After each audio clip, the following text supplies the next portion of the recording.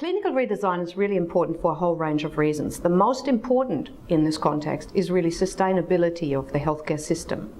We know that costs are rising. We know that there is an increase of actual healthcare expenditure on people over the age of 65. That's about 7-fold. Over the age of 85, it's about 12-fold. So there's some very real pressures that need to be addressed. It's of course also really important to ongoingly improve the quality of our health service delivery, and for clinicians to operate and function in an environment that is implementing best practice. I mean, clinicians learn and teach and practice in that environment, so best practice is really, really important also, of course, to facilitate excellence in research. And then finally, patients, of course, have an expectation to be treated in healthcare systems that are achieving best practice. So it's really about meeting the expectations of patients who come into the system, setting the right conditions for clinical practice and for clinicians learning, teaching, and providing services. That's really what clinical redesign is all about.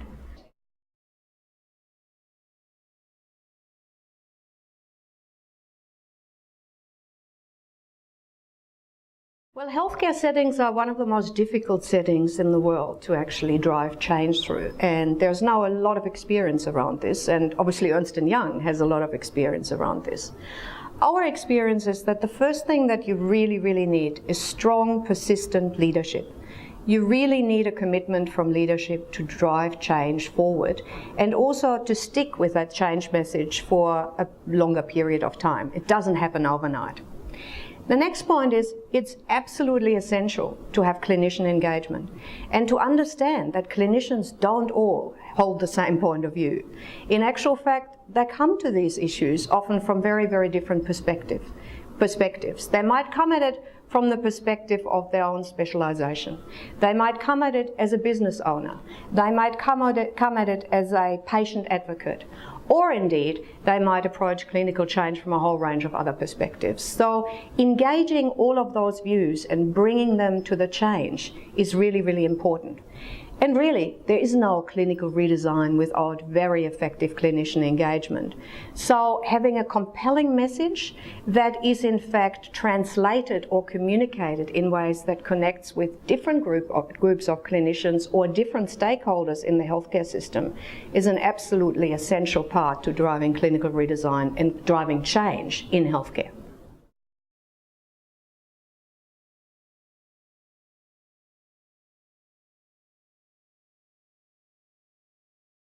Transformational leadership is really about driving change that people really notice. So it's about transforming an organization or a culture, or in the case of what we are talking about, a health organization or a healthcare system, in a way that is really, really noticeable to the people that are within that system. So in this case, that might be clinicians, that might be patients, that might be executive teams, that might be many of the other parts of the people that make up a healthcare system. But it's really about feeling that change and really about inspiring people to do better as a result of it. So it's really about driving performance, coming up with a really compelling message that engages people and that really wants them to be part of that change. And then importantly, it has to be measurable and it has to be noticeable for the people in the system that something is hopefully going better and that something has changed as a result of it.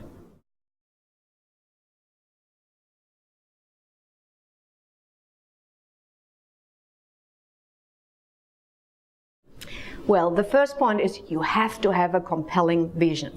You have to have a compelling message that you can tell in many different ways, in a way that people can actually hear.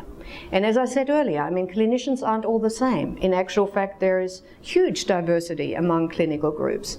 So it's really about having that compelling message and knowing how to communicate it consistently, but communicate it in a way that is tailored to those different groups of clinicians and connects with their own agendas around this. Really important to understand, clinicians do not have the same agendas, for example, as executive teams.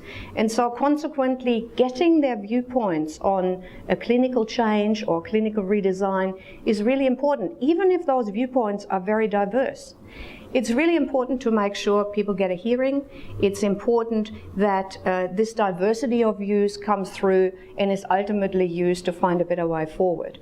So engaging clinicians in a way that is effective to them and that connects somewhere with their own agenda is really the only way of driving that change.